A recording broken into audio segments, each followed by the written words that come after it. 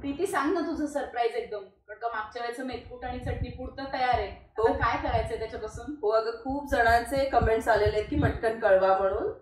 Actually ना आमच्याकडे चटणीपूड आणि मेथकूट घालून चिवडा तयार करतात. ओ वाव, इंटरेस्टिंग. हा, आपण फक्त कसा हिरवी मिरची किंवा मग तिखट घालतो ना, लाल तिखट, किंवा तो विकतचा मसाला, हा चिवडा मसाला मिळतो तो, तर त्याच्याऐवजी हे चटणीपुडी आणि मेथकूट घालून चिवडा करतात. ओ, एकदम युनिक आहे ग. येस. आता मी सगळे इन्ग्रेडियंट्स तयार ठेवलेले आहेत, तर आपलं सरप्राईज रिव्हील करूया आपण. चालेल चालेल. आणि मानसी, आज प्रेक्षकांबरोबर तुझ्यासाठी पण एक सरप्राईज आहे. ओ, काय ग? आई.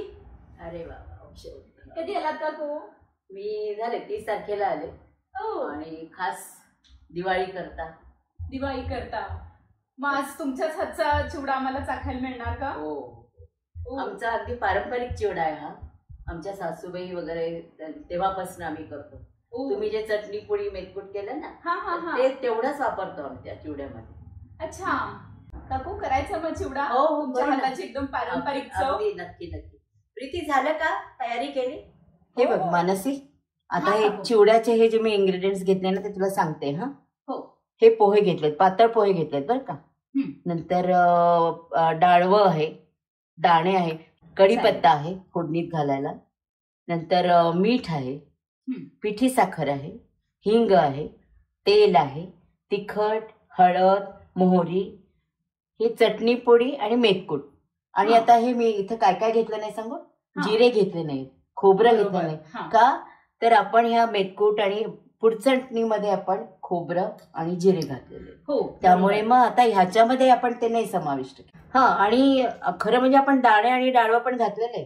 पण त्याच्या कुरकुरीत लागतं ना, दाणे तळून चिवड्यात घातले की अजून छान लागतं. म्हणून आपण थोडेसे दाणे आणि डाळवं घेतलेले. हो, आणि मुलांना पण आवडतं एकदमच, म्हणजे आम्हाला सुद्धा सगळ्यांना आवडतं. मी इथे ना साधारण अर्धा किलो पोहे घेतलेले आहेत, कढई तापलेली आहे, तर ते आपण छान मी 2 झाऱ्याने भाजून घेते बरं का, म्हणजे मग कसं खालून अगदी व्यवस्थित भाजलं जातं. अरे वा, ही मस्त एकदम ट्रिक आहे. एक तर काय होतं, कळ पण लागते एका हातानेच भाजायचं, त्यामुळे मी दोन्ही झाऱ्याने भाजून घेते व्यवस्थित खाली. आणि बरं का, हे पोहे ना भाजून एवढ्या करता घ्यायचे की कच्चे पोहे जर घेतले ना आपण तर ते वातूळ होतात, आणि हलके होण्याकरता आपण शक्यतो भाजून घ्यावेत, म्हणजे त्यातली सगळी उष्णता वगैरे निघून जाते. आणि मी ना नायलॉन पोहे वापरतच नाही, म्हणजे मला हेच कुरकुरीत आणि खमंग वाटतात पातळ पोहे, त्यामुळे कायम आम्ही पातळ पोहेच घेतो. या अवलक्की म्हणतो आम्ही ह्याला, पुडी अवलक्की. अच्छा. आणि पोह्यालाच मुळात कन्नडमध्ये अवलक्की म्हणतात. अरे वा, एकदम नवीन शब्द कळला. म्हणजे आपण कांदे पोहे करतो ना, त्याला वग्गरणी अवलक्की. वग्गरणी म्हणजे फोडणीचे पोहे. त्या फोडणी घालतात, आणि मग ते पोहे बघ आपल्याला पाण्यात आपण भिजवले, त्यामध्ये जड पडतात. थोडे खाल्ले तरी आपल्याला असं एकदम पोट गच्च झाल्यासारखं वाटतं ना, तसं ह्याच्याने नाही वाटत. हा चिवडा किती खाल्ला तरी हलका असतो तसा. बरोबर. आता थोडासा तांबूस रंग आला की नाही याला, आणि मी अगदी मंद आचेवर भाजलेत बरं काय. आणि हे बघा, त्याने कुरकुरीत झाले की नाही, एकदम तुकडा छान पडतोय. हे जे आहे ना पोहे भाजलेले, मी आता मोठ्या परातीत काढून घेते, आणि ह्याच कढईमध्ये पुढच्या फोडणीची आपण तयारी करू. आता ना कढई आपली आधीच तापलेली होती की नाही, मग त्याच्यात मी आता साधारण 1 मोठी वाटी तेल असं घेते. आई स्वयंपाक करताना म्हणजे तिचं माप सगळं नजरेचं असतं.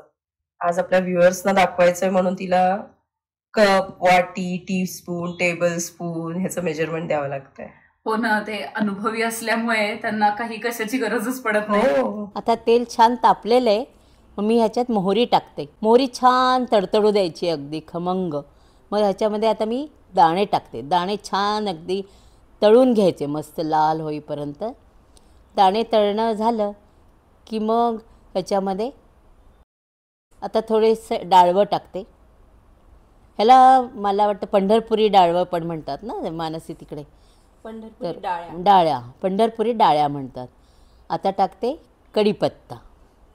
कढीपत्ता पण छान फुटायला लागतो तो, त्यामुळे लगेच हलवायचा तो.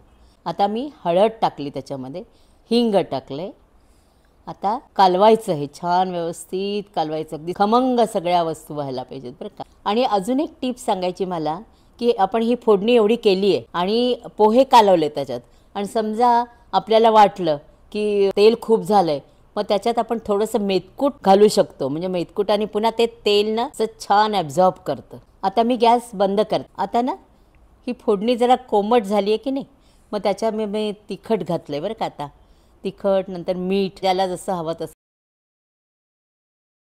आता ही पिठी साखर मी घेतली आहे, पण पिठी साखर आपण गरम ह्याच्यात नाही घालत. पोहे थंड झाले आणि मग पोह्यांवर ते बुरबुरायचे, कारण ते गरम ह्याच्यात घातलं ना पिठी साखर, तर मग त्याच्या हे गोळे होतात, मग ते चांगलं नाही लागत. आणि पिठी साखर मी ऑप्शनल ठेवलंय, कारण आपल्या चटणी पुडेमध्ये गुळ आहेच आहे. मग समजा कोणाला जास्ती अजून गोड पाहिजे असेल तर घालू शकतो. आता मी हे सगळं कालवते बरं का एकत्र. आईला वुडन स्पॅच्युला दिला, नाहीतर व्ह्युअर्स जे इयरफोन घालून व्हिडिओज बघतात ना, त्यांना तो स्टीलचा आणि कढईचा आवाज खूप कर्कश होतो. ह्याच्यामुळे अगदी घरगुती मसाला आहे एकदम. आणि कालवताना ना शक्यतो असं सपाट उचटणं घ्यायचं, म्हणजे पोहे तुटत नाहीत. हे बघा किती छान रंग आलाय ना. आता पूर्ण कालवलंय मी ह्याच्यामध्ये, आणि ह्याच्यामध्ये आता मी घालते चटणी पूड, मेथकूट मात्र पाववाटी. काकूंमुळे अगदी 2 नवीन इन्ग्रेडियंट्स वापरून चिवडा बघता आला. झालं की नाही, मस्त रंग आलाय छान. हो, खूपच छान दिसतंय. चिवड्याचा आवाज पण एकदम कुरकुरीत येतोय. आता हा झाला अस्सल कर्नाटकी चिवडा. ह्याला आम्ही पुडी अवलक्की म्हणतो, आणि चटणी पुडी घालतो ना म्हणून पुडी अवलक्की म्हणतो. मस्त, एकदम मस्त की नाही. हे बघा आता झाला की नाही आपला चिवडा तयार मस्त. आता ह्या चिवड्यामध्ये सुद्धा समजा खाताना कोणाला कोथिंबीर, खोबरं, ओलं नारळ घालून पण बरेच जण खातात. आणि कर्नाटकात तर काकडी असते ना आपली, ती पण खिसून घालून छान लागते. दही तर सगळेच खातात. तुम्ही पण नक्की करून बघा.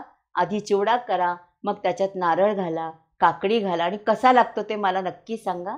आणि त्याच्याकरता प्राकृत रूट्सला लाईक आणि सबस्क्राईब करा. बरं, ह्या मुलींनी आमच्या जो उपक्रम सुरू केला आहे, तर त्याला तुमचा अगदी नक्की पाठिंबा आणि शुभेच्छा तर पाहिजेच आहेत. नक्की करून बघा आणि तसं कळवा. आणि आपण कसं काही पदार्थ केले की आधी बाप्पाला त्याचा नैवेद्य असतो, तर आता ही तर दिवाळीच्या फराळाची सुरुवातच आपण म्हणूया, त्यामुळे चिवडा आपण बाप्पाला देऊया आधी.